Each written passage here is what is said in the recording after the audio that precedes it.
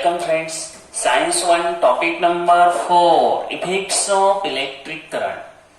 9th standard मध्ये सुद्धा तुम्ही या टॉपिकशी रिलेटेड करंट इलेक्ट्रिसिटी हा टॉपिक शिकला. आता त्यामध्ये झालेले काही कन्सेप्ट तुम्हाला डेफिनेटली आठवावे लागतील, कारण त्याशिवाय हा जो पार्ट आहे तो व्यवस्थित समजणार नाही. यामध्ये काही महत्वाच्या ज्या गोष्टी आहेत, पोटेन्शियल, चार्ज, त्याचबरोबर पोटेन्शियल डिफरन्स, कुलोम्ब, ह्या ज्या काही टर्म्स आहेत, 1 एम्पियर म्हणजे काय, इलेक्ट्रिक करंट म्हणजे काय, 1 व्होल्ट म्हणजे काय, रेझिस्टन्स म्हणजे काय, ह्या गोष्टी थोड्याशा सुरुवातीला आपल्याला पाहाव्या लागतील, कारण त्याशिवाय या टॉपिक मध्ये आपल्याला एंट्री करता येणार नाही. तर अगदी सर्वप्रथम एक लक्षात ठेवा, आता कोणताही ऑब्जेक्ट जर घेतला तर object is made up of atoms. तो ऑब्जेक्ट ऍटम्सचा बनलेला असतो. आता याच्यामध्ये ऍटम मध्ये आपण कोणत्याही ऍटमचं जर स्ट्रक्चर पाहिलं तर मध्यभागी काय असणार, न्यूक्लियस. आता न्यूक्लियसच्या सभोवताली काय असणार, ह्या ऑर्बिट्स असणार. ज्याच्या त्याच्यानुसार ऍटम कशाचा आहे त्याच्यानुसार हे ठरणार आहे. आता जो सेंटरला असतो तो न्यूक्लियस असतो. आता यामध्ये एक लक्षात ठेवायचं, न्यूक्लियस मध्ये कोण असतं, तर न्यूक्लियस मध्ये प्रोटॉन्स असतात. प्रोटॉन्स कोणत्या लेटरने दाखवतात, पी ने दाखवतात. प्रोटॉन्सवर चार्ज कोणता, प्रोटॉन्सवर चार्ज आहे पॉझिटिव्ह, 1 युनिट पॉझिटिव्ह चार्ज. किती असतो प्रोटॉनवरचा charge, 1 unit positive charge. Protons बरोबर न्यूक्लियस मध्ये आणखी कोण असतं, न्यूट्रॉन्स. म्हणजे न्यूक्लियस मध्ये कोण कोण असतं, तर न्यूक्लियस मध्ये प्रोटॉन्स असणार, न्यूट्रॉन्स असणार. न्यूट्रॉन्स शो करण्यासाठी, डिनोट करण्यासाठी एन हे लेटर यूज केलं जातं. त्याचबरोबर मग न्यूट्रॉनवर कोणता चार्ज असतो, न्यूट्रॉनवर चार्जच नसतो. Neutron is chargeless. न्यूट्रॉनवर चार्ज नसतो. तर यामध्ये एक लक्षात घ्या, चार्जलेस. काय, चार्ज नसतो, नो चार्ज. कुणावर, न्यूट्रॉनवर. आता न्यूक्लियस मध्ये प्रोटॉन आहेत, न्यूट्रॉन आहेत, पण एकावर चार्जच नाही आणि एकावर काय आहे, पॉझिटिव्ह चार्ज. खूप महत्वाचा भाग चाललाय, कॉन्सन्ट्रेशन ठेवा, व्यवस्थित लक्ष ठेवा, आपोआप समजतंय. आता याच्यामुळे काय होतं, न्यूक्लियसवर कोणता चार्ज येतो, पॉझिटिव्ह चार्ज येतो. न्यूक्लियसवर पॉझिटिव्ह चार्ज येतो. आता यामध्ये एक लक्षात ठेवायचं, न्यूक्लियस हे पॉझिटिव्हली चार्जड आहे. त्याच्या सभोवताली ह्या ऑर्बिट्स मध्ये कोण रिव्हॉल्व होतं, इलेक्ट्रॉन्स. इलेक्ट्रॉन्स डिनोट करण्यासाठी ई या लेटरचा यूज केला जातो. त्याच्यावर निगेटिव्ह चार्ज आहे, 1 युनिट निगेटिव्ह चार्ज. किती चार्ज आहे त्याच्यावर, 1 युनिट निगेटिव्ह चार्ज. आता यामध्ये एक लक्षात ठेवायचं, प्रोटॉनवर 1 युनिट पॉझिटिव्ह चार्ज आहे, इलेक्ट्रॉन्सवर 1 युनिट निगेटिव्ह चार्ज आहे. हे चार्जेस अपोजिट आहे, charges opposite to each other. आता यामध्ये प्रोटॉनची संख्या, number of protons is equal to number of electrons. Proton आणि इलेक्ट्रॉनची संख्या सारखी असल्यामुळं न्यूक्लियस जरी पॉझिटिव्हली चार्ज असला ना, तरी ऍटम मात्र न्यूट्रल आहे. ऍटम कसा आहे, न्यूट्रल. न्यूट्रल म्हणजे काय? त्याच्यावर पॉझिटिव्ह पण चार्ज नाही आणि निगेटिव्ह पण चार्ज नाही. Atom is electrically neutral due to equal number of protons and electrons. त्यामुळे अपोजिट चार्जेस होतात, ते nullify each other, cancel each other. ठीक आहे. आता ॲटम हा इलेक्ट्रिकली न्यूट्रल आहे हे लक्षात आलं. आता यामध्ये चार्ज म्हणजे काय आहे? हा चार्ज कसा असतो? तर एक लक्षात घ्या, आपल्याला यापूर्वी पण झालेले चार्जेस ट्रान्सफर होतात. तर यामध्ये आत्ताच आपण शिकलो, एक पॉझिटिव्ह चार्ज आहे आणि दुसरा आहे निगेटिव्ह चार्ज. आता यामध्ये पॉझिटिव्ह आणि निगेटिव्ह चार्ज, पॉझिटिव्ह मध्ये एक लक्षात घ्या, म्हणजे लाईक मध्ये काय होतं? लाईक मध्ये रिपल्शन होतं. काय होणार? रिपल्शन होणार. मग अनलाईक मध्ये होणार अट्रॅक्शन. अनलाईक म्हणजे काय? Plus minus. लाईक म्हणजे काय? मायनस मायनस किंवा प्लस प्लस पण येणार की दादा? Electric charges neither created nor destroyed. हे क्रिएट करता येत नाही, डिस्ट्रॉय करता येत नाही. हे फक्त काय होतात? ट्रान्सफर होतात. आता इलेक्ट्रिक चार्जेस ऐका, पुन्हा एक लक्षात घ्या, एखाद्यावर तो चार्ज किती आहे? आता एखादा इलेक्ट्रॉन घेतला तर इलेक्ट्रॉनवर तुम्हाला 1 युनिट निगेटिव्ह चार्ज आहे म्हणून सांगितलं. काय? 1 युनिट निगेटिव्ह चार्ज आहे. आता 1 युनिट निगेटिव्ह चार्ज म्हणजे काय हे सुद्धा माहिती असावं, राईट करून ठेवायचे. खूप महत्वाची इन्फॉर्मेशन सांगतोय. चार्ज ऑन इलेक्ट्रॉन, एका इलेक्ट्रॉनवर किती चार्ज असतो? 1.6 into 10⁻⁻19 कुलोम एवढा चार्ज एका इलेक्ट्रॉनवर असतो. समजा त्या ॲटमकडे जर 5 इलेक्ट्रॉन असतील तर इंटू 5 होणार. म्हणजे टोटल चार्ज काढताना त्यामध्ये n म्हणजे किती इलेक्ट्रॉन आहे, त्याने त्या एका चार्जला जर मल्टिप्लाय केलं तर काय निघणार? टोटल चार्ज निघणार. बरोबर. n हे 4, 5, 10 असतील आणि एकावरचा चार्ज 1.6 into 10⁻⁻19 कुलोम. म्हणजे तुम्हाला काय लक्षात आलं? चार्जचं युनिट कोणतं?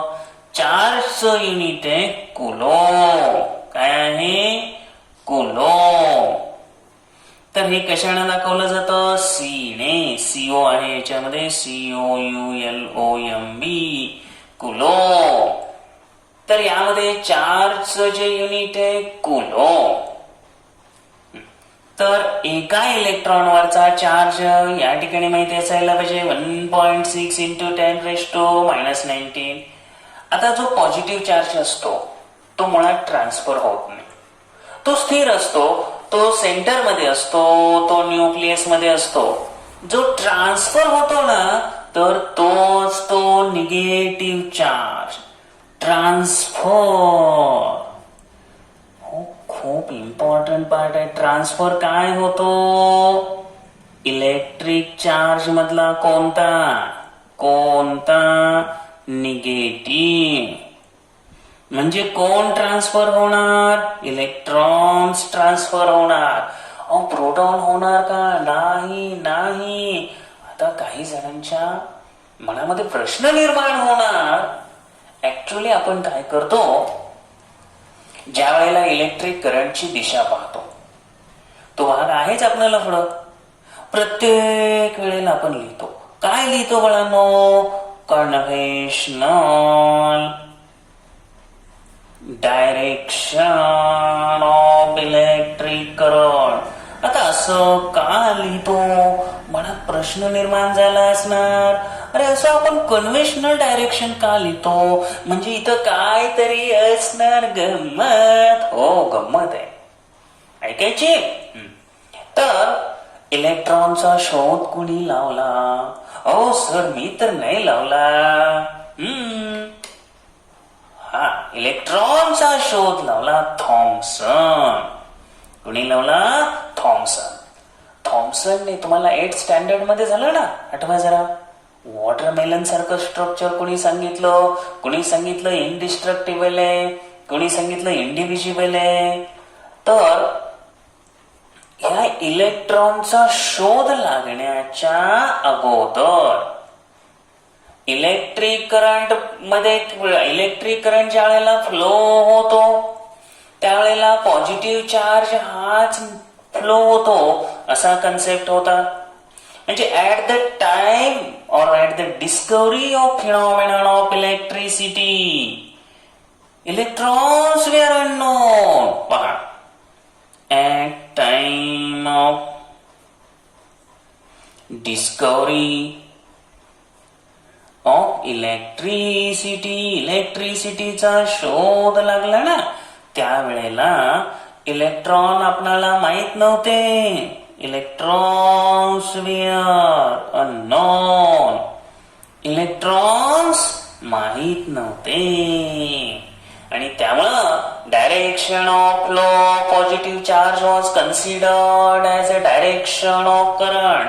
आणि म्हणून पॉझिटिव्ह चार्ज ज्या दिशेमध्ये फ्लो होतो तीच दिशा इलेक्ट्रिक करंटची घेतली. आज आपण मेटॅलिक वायर त्यामध्ये इलेक्ट्रिसिटी ट्रान्सफर होती म्हणतो, त्यामध्ये ऍक्च्युअली खरंच पॉझिटिव्ह चार्ज फ्लो होतो का? ना. अहो, चार्ज फ्लो होतो. इलेक्ट्रॉनच्या फ्लोमुळे फ्री इलेक्ट्रॉन्स फ्लो, म्हणजे पोटेन्शियल मध्ये जर डिफरन्स असेल तर फ्री इलेक्ट्रॉन्स फ्लो होणार. आणि एवढ्या दिवसापासून still by convention direction of current is taken opposite to flow of electron. तीच दिशा आजही आपण यूज करतोय, त्याच्यामध्ये चेंज झालेला नाही. चला, यामध्ये आता हळूहळू काही कन्सेप्ट सांगितले जातील. कुलोम्ब चार्ज मोजण्याचं युनिट. आता यानंतर त्यांनी तुम्हाला विचारलं की एखादं मटेरियल कंडक्टर आहे की एखादं इन्सुलेटर आहे, म्हणजेच बॅड कंडक्टर आहे का एखादं सेमी कंडक्टर आहे का एखादं सुपर कंडक्टर आहे, हे तुम्ही कसं ठरवणार? जर त्याच्यातून इलेक्ट्रिसिटी फ्लो होत असेल तर काय म्हणायला पाहिजे? कंडक्टर म्हणायला पाहिजे. म्हणजे ज्याला इलेक्ट्रिकल रेझिस्टन्स कमी असतो त्याला तुम्ही काय म्हणणार? कंडक्टर म्हणणार, बरोबर ना? आणि ज्याच्यातून इलेक्ट्रिसिटी फ्लो होत नाही म्हणजे रेझिस्टन्स जास्त आहे त्याला काय म्हणणार? इन्सुलेटर. परफेक्ट. मग तुम्हाला ज्या मटेरियलला हाय इलेक्ट्रिकल रेझिस्टन्स आहे त्याला म्हणावं लागेल इन्सुलेटर. मग तुम्ही ठरवताना त्या रेझिस्टन्स वरून ठरवणार किंवा इलेक्ट्रिसिटी त्याच्यातून फ्लो होते का नाही हे पाहावं लागेल. चला, पहिल्यांदा आपण काय म्हणू? कंडक्टर्स. कंडक्टर म्हणजे ज्या मटेरियल मधून इलेक्ट्रिसिटी कंडक्ट होते. A material through which electricity can flow, through which electricity can flow easily, it's called a conductor. तेव्हा त्याला आपण काय म्हणू? कंडक्टर म्हणू. तर त्याचबरोबर इथं असं सुद्धा म्हणू शकता, a material which has very low electrical resistance. Material which has very low electrical resistance. Material which has, दोन्हीतलं कोणतं या, व्हेरी लो इलेक्ट्रिकल रेजिस्टन्स. तर रेजिस्टन्स ज्याला खूप कमी असतो त्यालाच काय म्हणणार, कंडक्टर. चला, मग कंडक्टर कोण आहेत, सिल्वर, गोल्ड, कॉपर, मेटल आहेत ना ते कंडक्टर आहेत. आता मग कंडक्टर आयडेंटिफाय करायसाठी तुम्ही काय म्हणणार, इलेक्ट्रिसिटी फ्लो होते, ठीक आहे, मग त्याला कंडक्टर म्हणा. आता याच्या अपोजिट घ्या, insulator.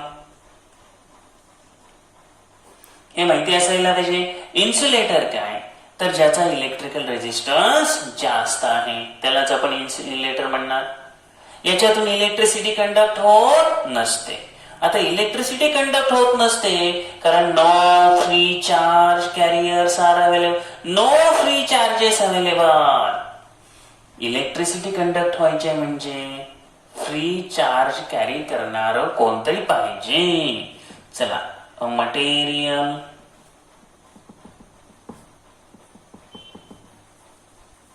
through which electricity cannot flow, ज्याच्यातून इलेक्ट्रिसिटी फ्लो होत नाही, is called an insulator. त्याला आपण काय म्हणू, इन्सुलेटर म्हणू. मग रबर असेल, वूड असेल, आयडेंटिफिकेशन साठी त्यातनं इलेक्ट्रिसिटी कंडक्ट होते, कंडक्टर म्हणा. नसेल होत, इन्सुलेटर म्हणा. त्याचबरोबर यापूर्वी टॉपिक नंबर 5 यामध्ये आपल्याला सोलर इलेक्ट्रिसिटी शिकायला मिळाली. आता सोलर इलेक्ट्रिसिटी मध्ये आपल्याला सेमी कंडक्टर म्हणून हा शब्द आलता.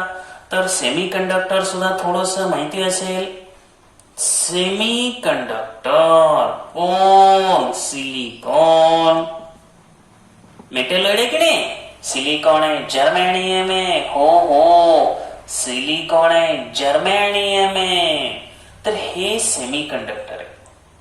सेमी कंडक्टर म्हणजे काय, तर ज्याच्याकडे ऐका, the material conduct electricity to certain extent, म्हणजे यांच्याकडे स्मॉल, कमी प्रमाणामध्ये, लेस प्रमाणामध्ये, small number of free electrons, less number of free electrons. Free electron नसतात असं नाही आणि खूप असतात असं नाही, कमी असतात. आणि यामुळंच आज सेमी कंडक्टरचा जो एक लक्षात घ्या, बऱ्याच आज डिजिटलायझेशन जे चालू आहे त्या प्रत्येक ठिकाणी सेमी कंडक्टरचा यूज होतोय. मग तुमचे मोबाईल फोन असतील, कॉम्प्युटर असतील, सगळीकडे इंटरनेट आहे, कॉम्प्युटर गेम, हे सेमी कंडक्टर आहे. त्याचबरोबर सुपर कंडक्टर सुद्धा असतात ज्याच्यामध्ये जे मटेरियल इलेक्ट्रिसिटी कंडक्ट करतं so freely that there is absolutely no obstruction to flow of free charges.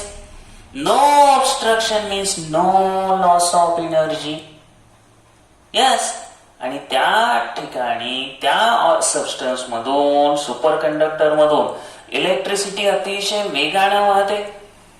Moment of charges जे टेक्स प्लेस होतं ते अतिशय वेगानं होतं. आता त्यामध्ये मर्क्युरी सारखा जो एलिमेंट आहे त्याच्यामधून स्पेसिफिक कंडिशनला इलेक्ट्रिसिटीचा जो फ्लो असतो तो खूप असतो, म्हणजे त्यांना आपण टाकतो सुपर कंडक्टर मध्ये. म्हणजे या ठिकाणी super conducting materials do not work at room temperature. त्याच्यासाठी स्पेशल कंडिशन्स आहेत, टेम्परेचरच्या मध्ये चेंज करावा लागतो. तर हे सुद्धा थोडंसं माहिती असावं. त्यानंतर आहे iron is a conductor of electricity. But when we pick up a piece of iron resting on the ground, why don't we get electric shock? Iron हा इलेक्ट्रिसिटीचा कंडक्टर आहे.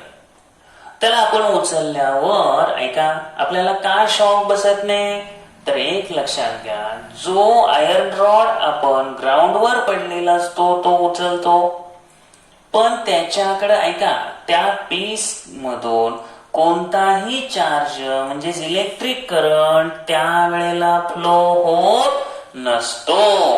म्हणजे त्याचा शॉक का बसत नाही?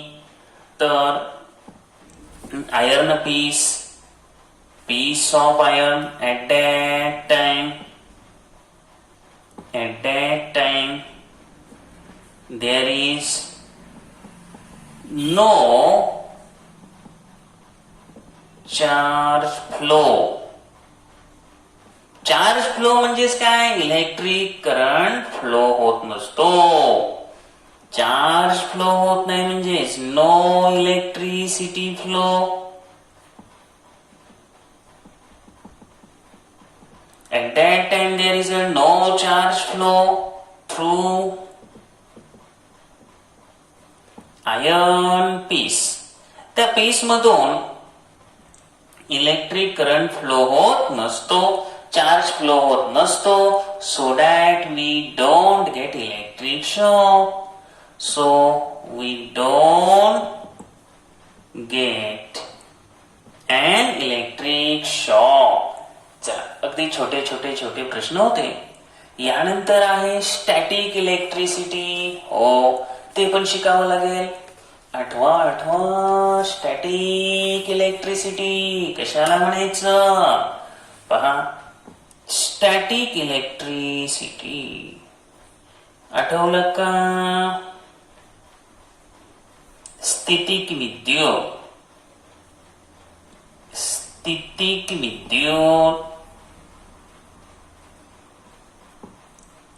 आता स्टॅटिक इलेक्ट्रिसिटी जर आपण पाहिलं तर ही घर्षणाने निर्माण होते. कशाने? फ्रिक्शन.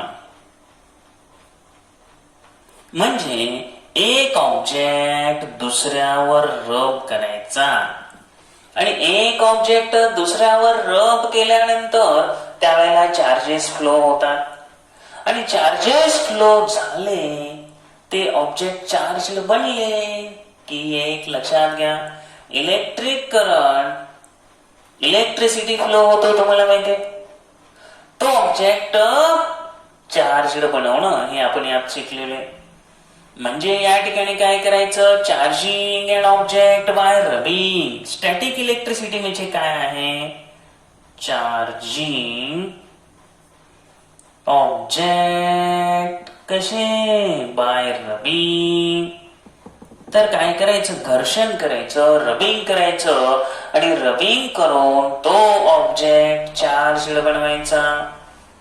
आता ज्या ऑब्जेक्ट कडं ऐका, यापूर्वी सुरुवातीला आपण शिकलो ऍटम इज इलेक्ट्रिकली न्यूट्रल, कारण त्याच्याकडं पॉझिटिव्हली चार्जड प्रोटॉन्स आणि निगेटिव्हली चार्जड इलेक्ट्रॉनची संख्या समान असते. पण जो ऑब्जेक्ट चार्जड असेल, चार्जड ऑब्जेक्ट कडं आता एक लक्षात घ्या, तो ऑब्जेक्ट चार्जड आहे म्हणजे त्याच्याकडं प्रोटॉन आणि इलेक्ट्रॉन यांची संख्या कशी असेल? अनइक्वल. कशी असणार? चार्जड ऑब्जेक्ट कडं unequal number of protons and electrons. Neutrons कडे जाऊ नका. प्रोटॉन आणि इलेक्ट्रॉनची संख्या समान असते. न्यूट्रॉनचं काही त्याच्यामध्ये विशेष स्पेसिफिक रिलेशन नसतं. पण माहिती असावं, चार्जड ऑब्जेक्ट म्हणजे त्याच्याकडे प्रोटॉन तर जास्त असतील किंवा इलेक्ट्रॉन असतील. आपल्याला ह्यापूर्वी झालेलं आणि आपली ट्रिक आठवा. आपणाला एक्झाम्पल दिलं जातं, त्यामध्ये कोणतं एक्झाम्पल घ्यायचं? We drink. ऐका, वी ड्रिंक. काय पिणार? काय पिणार? We drink GS. ओ, काय चाललंय काय? We drink GST. हे माहिती असावं म्हणून सांगतोय. We, W for woollen, E for ebonite. यांच्या पेर लावायचे हो. काय केलं जातं, ज्या वेळेला एबोनाइट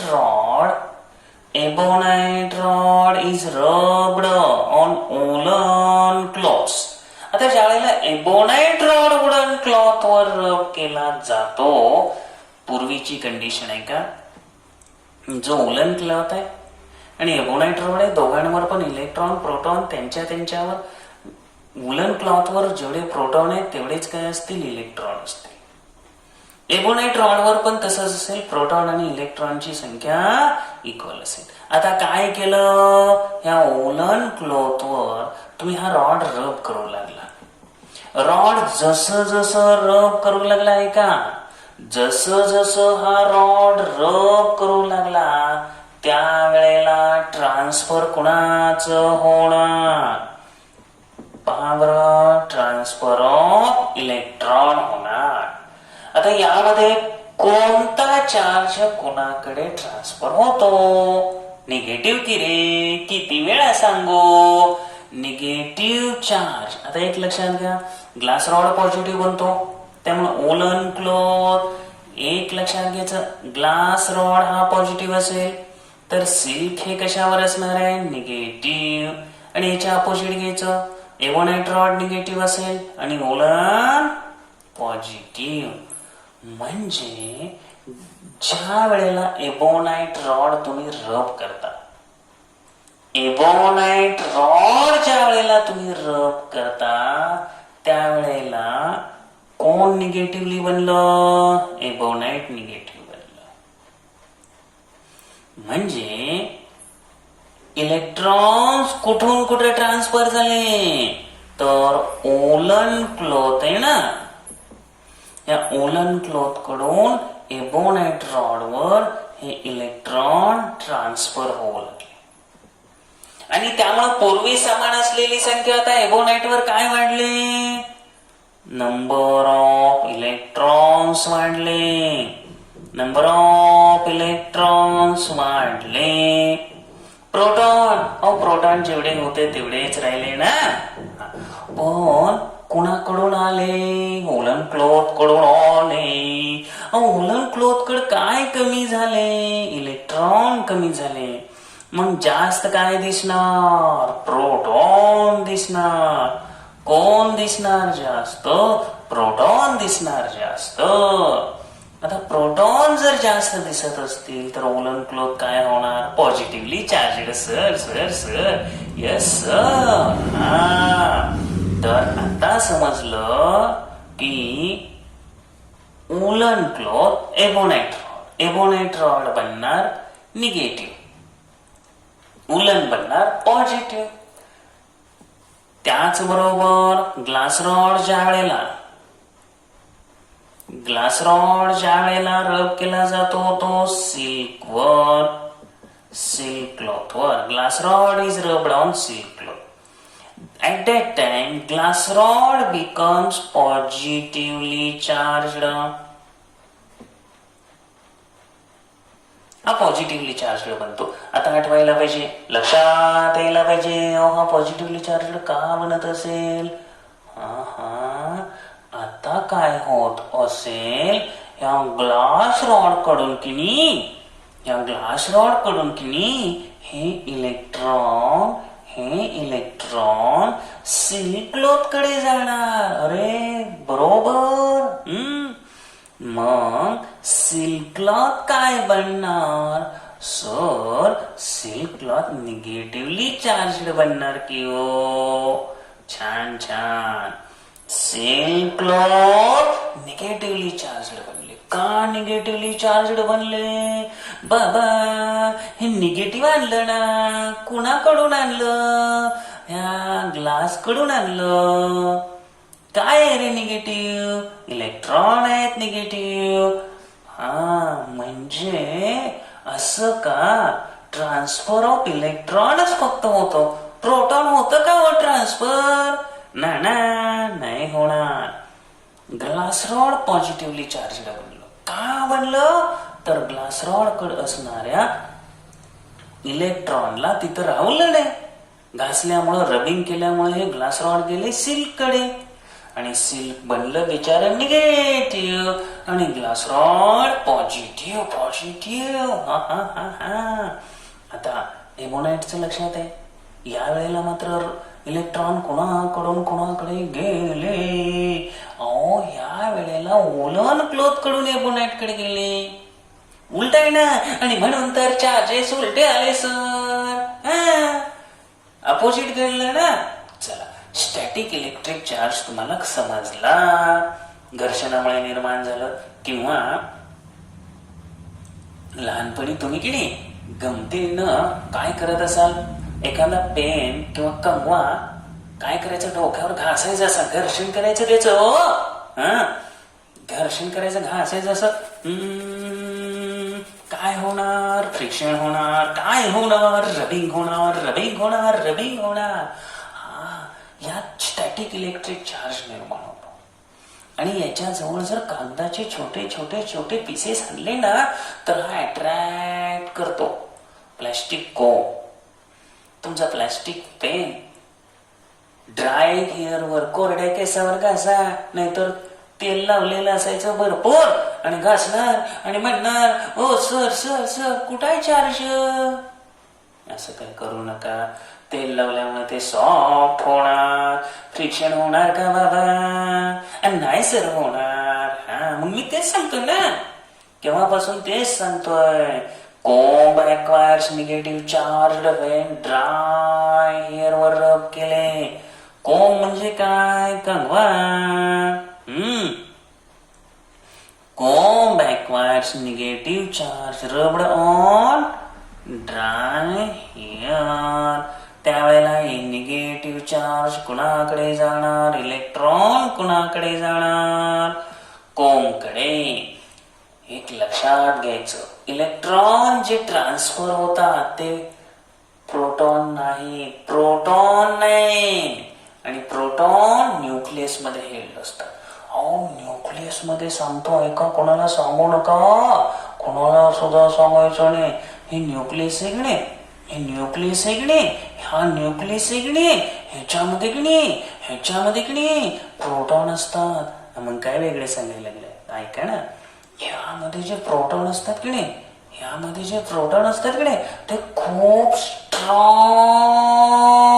फोर्स ऑफ अट्रॅक्शनने, काय म्हटलं, खूप strong force of attraction held केलेले असतात हो.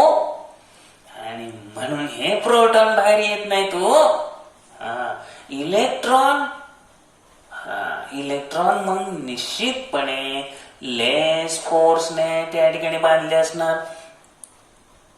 या ठिकाणी न्यूक्लियस मुळे, स्ट्रॉंग न्यूक्लिअर अट्रॅक्शन मुळे प्रोटॉन बाहेर पडत नाही. मग इलेक्ट्रॉन त्या मोकळे सोडलेले असतात काय? नाही. इलेक्ट्रॉनला पण हेल्ड केलेलं असतं, पण फोर्स कसा असणार? तो फोर्स वीक असणार. पुन्हा खूप महत्वाचा पॉइंट लक्षात ठेवायचा, रबिंग करताना इलेक्ट्रॉनच ट्रान्सफर होणार, पण हा स्टॅटिक इलेक्ट्रिक फोर्स असतो तो वीक असतो. तो शॉर्ट टर्म साठीच असतो, शॉर्ट टाइम असतो, जास्त वेळ नसतो. आलं लक्षात? तर हे म्हणायचं स्टॅटिक इलेक्ट्रिक फोर्स. खूप छान आहे फिजिक्स, खूप इंटरेस्टिंग आहे. जर शिकायला तुम्ही सुरुवात केली, तुम्ही इंटरेस्ट घेऊन शिका, अजिबात अडचणी येणार नाही. ते अडचणी, जो ऑब्जेक्ट पॉझिटिव्हली चार्ज बनलेला असतो त्यानं काय दिलेलं असतं? इलेक्ट्रॉन दिलेले असतात. जो निगेटिव्हली चार्ज बनलेला असतो त्यानं इलेक्ट्रॉन घेतलेले असतात. यानंतर observe and discuss. What do you observe in the following pictures and which effects do of electric current do you find? या पिक्चर मध्ये तुम्ही ऑब्झर्वेशन करा, काय काय दिसतंय ते सांगा. तर या पिक्चर मध्ये तुम्हाला काय काय दिसतंय? लॅम्प दिसतोय, टीव्ही दिसतोय, कॉम्प्युटर दिसतोय, बरोबर, फॅन, इलेक्ट्रिक फॅन दिसतो इथं. त्याचबरोबर इलेक्ट्रिक बेल दिसते. अगदी बरोबर आहे. तर हे जे इन्स्ट्रुमेंट्स तुम्हाला दिसत आहेत याच्यामध्ये कोणते इफेक्ट दिसत आहेत तर हिटिंग इफेक्ट. कोणता इफेक्ट दिसतोय? Heating effect, magnetic effect. त्याचबरोबर लाईट, प्रोडक्शन ऑफ लाईट येणार, conversion of electrical energy into mechanical energy येणार आहे. आणि त्याचबरोबर इलेक्ट्रिकल एनर्जी, आता या ठिकाणी हा इलेक्ट्रोमॅग्नेट आहे. इलेक्ट्रोमॅग्नेट असल्यामुळे यामध्ये काय होणार आहे, इलेक्ट्रिसिटी ज्या वेळेला पास होईल त्यावेळेला तो मॅग्नेट म्हणून बिहेव करणार आहे. आणि त्यामुळं मॅग्नेट म्हणून बिहेव केलं की हे ज्या वेळेला आदळेल त्यावेळेला साऊंड निर्मिती होणार. म्हणजे साऊंड मध्ये सुद्धा कन्व्हर्जन होणार. ठीक आहे. आता यानंतर तुम्हाला शिकायचंय energy transfer in an electric circuit. Electric circuit मधून इलेक्ट्रिक एनर्जी ट्रान्सफर होणे. सर्किट म्हटलं की कंडक्टिंग वायर्स आल्या, रेजिस्टन्स आला, व्होल्ट मीटर जो पोटेन्शियल डिफरन्स आहे तो मोजण्यासाठी आला, ॲमीटर करंट मोजण्यासाठी आला, त्याचबरोबर प्लग की आल्या. आता या अगोदर काय करा, काही ज्या महत्वाच्या टर्म्स आहेत त्या टर्म्स समजून घ्या, लिहून ठेवा, त्या तुम्हाला डेफिनेटली लागतील. आता इलेक्ट्रिक करंट, पहिल्यांदा काय करा, इलेक्ट्रिक करंट म्हणजे काय ते लिहून ठेवा. इलेक्ट्रिक करंट, कारण हे बेस आपल्याकडे पाहिजेत ना. करंट तरी कशाला म्हणायचं, अँड इलेक्ट्रिक करंट. आता हे 9th स्टँडर्ड मध्ये झालेले. And electric current is the flow. कशाचा flow? Flow of electrons. Electric current is flow of electrons through a conductor. Conductor मधून इलेक्ट्रॉन्स वाहणं, इलेक्ट्रॉनचा प्रवाह, इलेक्ट्रॉन निगेटिव्ह टू पॉझिटिव्ह जाणार, इलेक्ट्रॉनचा फ्लो होणं म्हणजेच या ठिकाणी काय आहे, इलेक्ट्रिक करंट किंवा charge passing through conductor in unit time. आता ही डेफिनेशन आहे.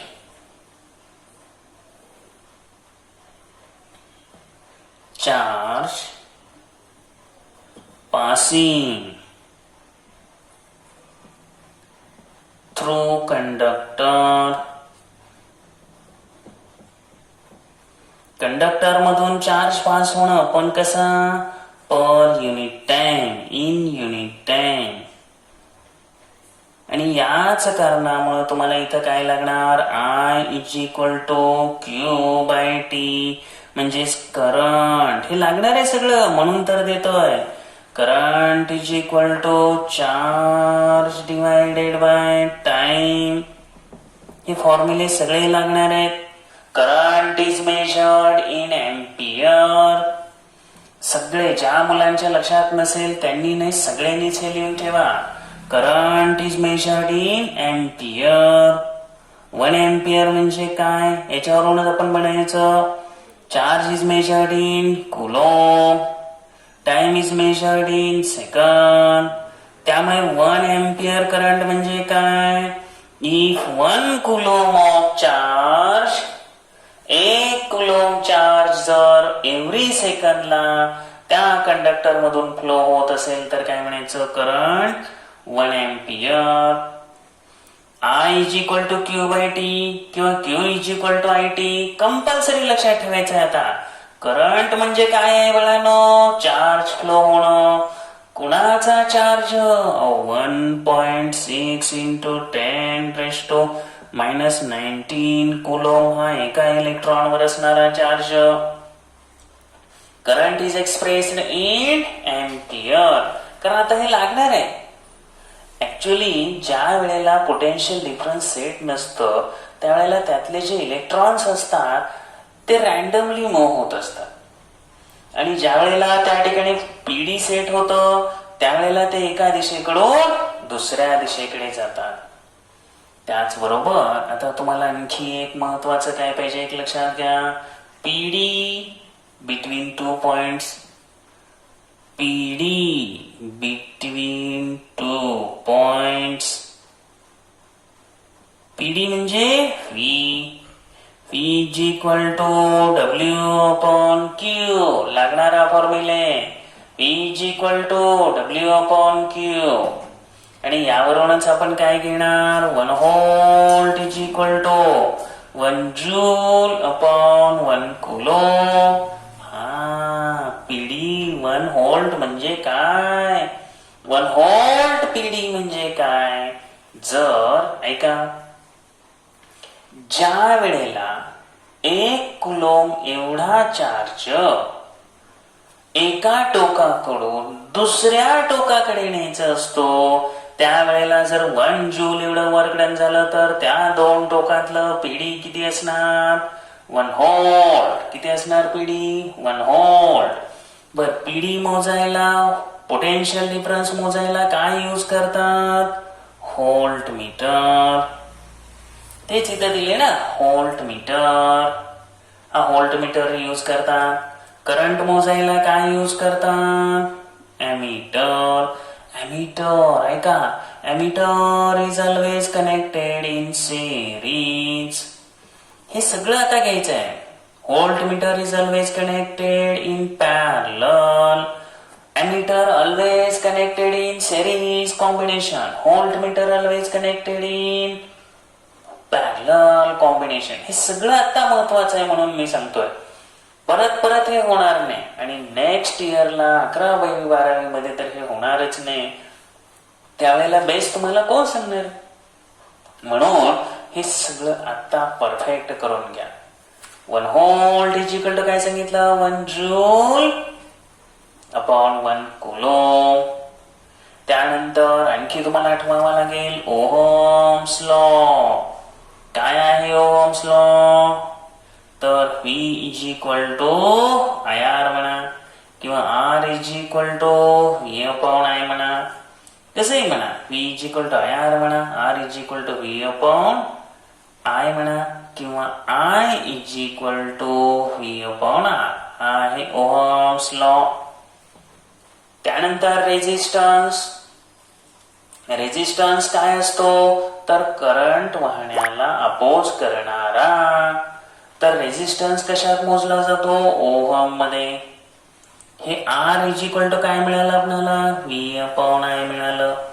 आणि त्यावरूनच एक लक्षात घ्या ओहमचं काय येणार 1 ohm is equal to 1 volt upon 1 ampere.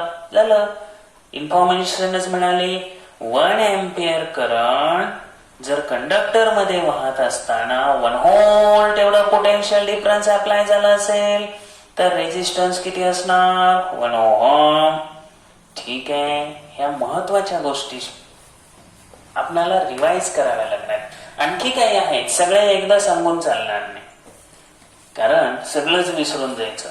चला procedure. Connect the circuit as shown in figure 4.2. 4.2 figure दिली त्या पद्धतीने सगळं जोडून घ्यायचंय. करंट वाहतोय ते कशातून मोजणार एमीटर मधून मोजणार. पीडी कशातून मोजणार व्होल्ट मीटर मधून मोजणार. चला potential at A higher than B. चला आपण पाहू तिथं ए चं पोटेन्शियल जास्त आहे. पोटेन्शियल म्हणजे काय पॉझिटिव्ह चार्ज. पॉझिटिव्ह चार्ज कुठे जास्त असणार पॉझिटिव्ह टर्मिनल कडे जास्त असणार, पॉझिटिव्ह इलेक्ट्रोड कडे असणार. निगेटिव्ह टर्मिनल कडे तो कमीच असणार. या ठिकाणी ही फिगर दिली. तर ही बॅटरी आहे, हे प्लस आहे, हे मायनस आहे. आता या बॅटरी न दिलेला जो करंट आहे तो करंट मेजर करण्यासाठी हे एमीटर आहे. A for ampere ammeter. Current flows from positive to negative charge ही कन्व्हेन्शनल डायरेक्शन नुसार इथं दाखवायचं. करंटची दिशा दाखवताना कुठून दाखवायची कन्व्हेन्शनल नुसार पॉझिटिव्ह टू निगेटिव्ह आहे. ए आणि बी हे जे दोन एंड आहेत ते रेझिस्टर आहे. बरं आता चार्ज क्यू हा ए टू बी फ्लो होणार आहे त्यावेळेला आता आपण शिकलो मुद्दाम तुम्हाला दिलतं काय दिलतं, V is equal to W upon Q. म्हणजे डब्ल्यू बरोबर काय, V is equal to W upon Q, म्हणजेच W is equal to V Q. Charge किती न्यायचा आहे तुम्हाला, चार्ज क्यू एवढा न्यायचा आहे. तर चार्ज क्यू हा ए कडून बी कडे नेताना किती वर्क डन होणार, व्ही क्यू. आता ए बी वायर आहे म्हणून त्यांनी काय घेतलं, व्ही ए बी क्यू म्हणजे व्ही क्यूच थोडक्यात. एवढं वर्क डन झालं. कशासाठी, चार्ज क्यू ए कडून बी कडे नेताना. आता ही एनर्जी कुठून येणार, अहो ही एनर्जी सेल मधून येणार. याचा सोर्स कोण असणार, सेल असणार. सेल देणार ही एनर्जी. कोण देणार, सेल देणार. Q the cell gives energy through charge Q. Cell charge मधून ती एनर्जी देणार. त्यावेळेला तो चार्ज फ्लो होण्यासाठी वर्क डन काय झालं, V A B Q, V Q. W is equal to V Q या फॉर्म्युल्यानुसार तेवढं वर्क डन झालं. Charge Q A to B जर टी वेळेत जात असेल तर टी वेळेत झालेलं जे वर्क डन आहे कोणतं आहे, व्ही क्यू किंवा व्ही ए बी क्यू एवढं वर्क डन झालं.